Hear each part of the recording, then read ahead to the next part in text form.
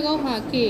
का पे ओ की मात्रा लगाओ, ओ की मात्रा लगाओ, क्या बन गया? को। गुड। क्या बन गया? खा पे जब ओ की मात्रा लगेगी तो क्या बनेगा? हाँ, खा पे ओ की मात्रा लगाई हो। अब इसको क्या पढ़ेंगे हम? खो।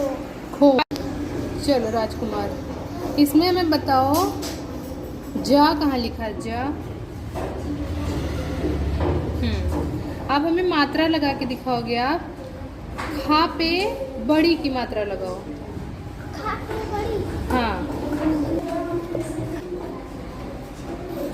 इसको क्या पढ़ेंगे अब हम? ये खा पे बड़ी की मात्रा लगेगी, क्या पढ़ा जाएगा? खी।